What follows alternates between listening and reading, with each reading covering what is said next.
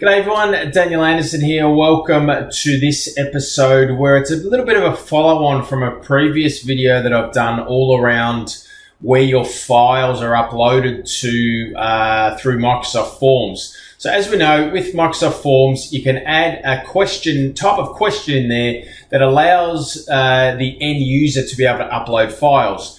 Those files are stored either in your OneDrive for Business or in the SharePoint site that's associated to the group if it's a group form.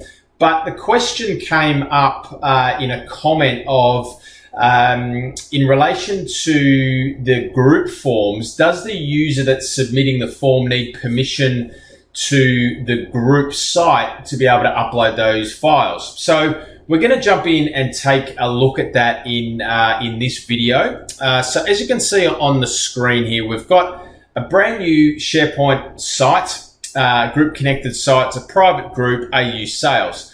Now what we're going to do here is jump across to Forms. We're going to find the group here. There it is there, AU Sales, and we're going to create a brand new group form. Now, super simple.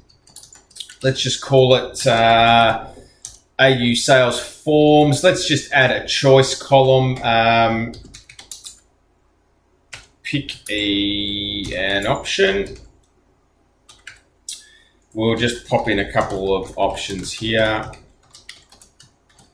That'll do us for this scenario. And what we'll also do is we'll now just add a type of question, the file upload question. And we shall do that. All right, so here we go. All done, group form. Now what we're going to do is we're going to grab the embed code here. So I'm just going to grab the link. What we'll do is we'll jump on here and I'll just show you again what we can do here. We can add the form to the modern page here. So we're just going to add an existing form. We'll OK that and the form should then appear on the page. All good. Now, I'm just going to copy this URL. I'm just going to jump across to a different user here, Alex. Now he doesn't have access to this site. So what we'll see here, we'll see it needs access to permission to access this site. Now what I'm going to do now is let's just test this scenario out. So I'm going to jump into Forms. I'm going to jump into this AU form. Now I'm going to copy this link again, but I'm now going to send this link in a new email message to Alex, and let's see what happens. So we'll send that across.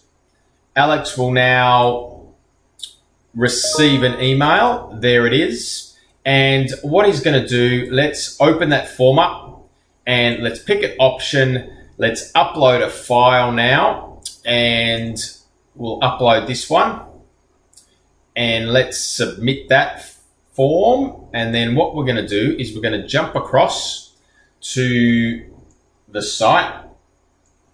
There we go there. Seems to have gone through.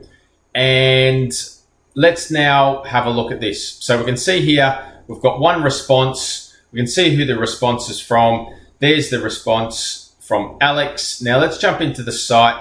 Now with group forms, remember the file uploads into the document library of that group, into a folder called Apps, into a folder called Microsoft Forms. There's the form name, there's the question, and there is the document. And you can see there, something that's really, really handy is that the file that gets uploaded gets the name of the user that's uploading the file gets appended to that file name, but it also adds it to the modified property there too. So let's just have a look here. We might just add the created and the created by just to show you. And you can see here again, we've got the created by is the person that actually uploaded that file. All right. So the answer is that the user doesn't have to have permission to the site itself to be able to submit that form and upload that document along with that form. So I hope that brings you some value, and I'll see you in the next episode.